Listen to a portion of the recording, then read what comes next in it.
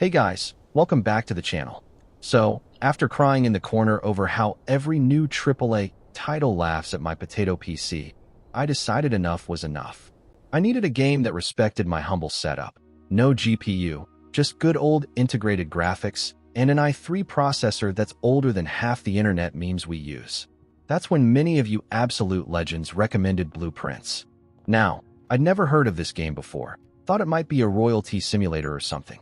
But turns out, it's one of the most brain-meltingly creative games I've ever played.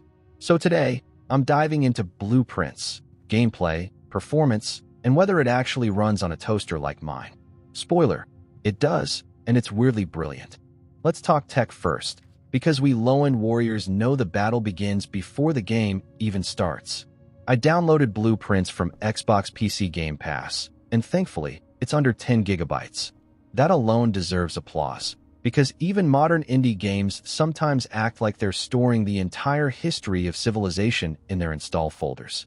As for graphics settings, well, there aren't many. I dropped the resolution to 720p, limited FPS to 60, and prayed to the PC gods. And you know what? The game runs surprisingly smooth, averaging around 40 to 50 FPS. No stutters, no dramatic thermal meltdowns, and most importantly, no scenes turning into PowerPoint presentations. Sure, it's not going to win any visual awards, but for us with no dedicated GPU, it's a win. Also, the art style fits the vibe. It's like if Tim Burton made an escape room and then dipped it in mysterious lore and secrets. Now let's get into the gameplay. And oh boy, where do I even begin? This game is not your standard walk here, shoot that type of experience. Blueprints is a strange, roguelike, puzzle-solving fever dream inside a mansion. I went in completely blind, no guides, no help, and no idea why I was carrying a blueprint like I was planning IKEA furniture in haunted mode.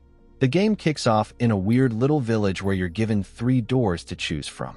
You grab this blueprint, and suddenly you're on a mission to reach the 46th room of a mansion. Why 46? I don't know. Maybe 45 rooms were just practice. Every door click gives you 3 randomized room choices: bedroom, corridor, garden, or even a random vault. And it's up to you to plan a path and keep heading north, always north. Sounds simple? Think again. The complexity sneaks up on you like a horror movie villain. You need to manage steps. Each room you move into costs 2 steps. Run out of steps? Boom, day ends. There are ways to get more, like visiting dining rooms that automatically cook up a meal every few minutes. If you've unlocked the corresponding bonus room, that meal gives you 30 steps, otherwise, just 20. There's even a salt shaker item that increases that bonus, because of course, even food needs buffs in this game. You've got gold, which you can spend in shop rooms, or, if you're lucky, in a casino room where you can gamble it. Yes, this game has a casino room. There are diamonds, which are needed to draw rarer room types. You get them through certain room types or events, and once you unlock the exterior mechanic, things get even more chaotic. You can donate gold to statues, get daily buffs, and even start bending room drawing costs into steps instead of diamonds. It's like the stock market, but if it were run by ghosts and gardeners.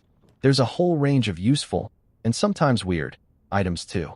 You've got sneakers that let you move without spending steps, a big hammer to break chests, a lockpick to access low-rarity locked doors, and a metal detector for sniffing out more gold.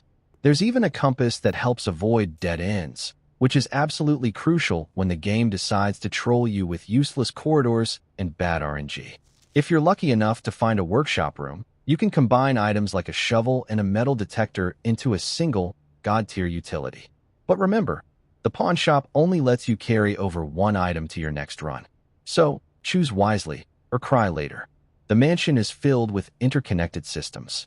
Open a pool room, somewhere else, open a pump room, and boom, you can transfer water between them. Drain the pool, and you might find secrets underneath. Apple orchard puzzles can permanently boost your steps. Green rooms let you water diamond plants if you carry a watering can. The more you play, the more you realize how insanely intricate this game is.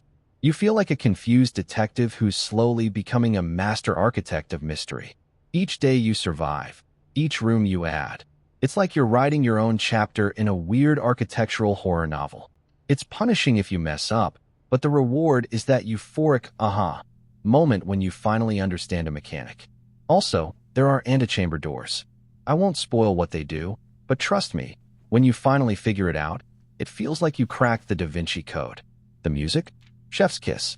It's unsettling in the best way, like the Joker soundtrack if it was remixed for a haunted mansion. Every time it swells up, you feel like something meaningful is happening, even if you're just standing there, watering plants for diamonds like a cursed gardener. So, is Blueprints worth playing on a low-end PC? Honestly, yes, absolutely yes. But with a little disclaimer, this isn't a game you just play casually between dinner and doom-scrolling on your phone. It demands patience, brain power, and the willingness to fail again and again. But if you enjoy games that blend puzzles, strategy, and roguelike chaos, all wrapped inside a deeply mysterious mansion, then Blueprints is going to grab your mind and not let go. It's not perfect. Sometimes progress feels too dependent on luck, and some mechanics take a while to click. But when they do, this game becomes unforgettable. For me, this wasn't just a cool indie title. It's one of the most creative games I've played in years. And the best part? It ran smoothly on my no-GPU setup, like a dream. A strange, haunted, blueprint-filled dream, but a dream nonetheless. That's it for today's review, folks.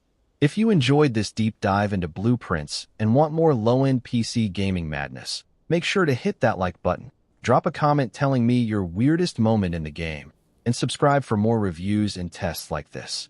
And hey, if you've got any other hidden gems that run on our humble hardware, don't keep them a secret. Share them in the comments below. Until next time, keep gaming, keep dreaming, and remember, North is always the way. Peace out.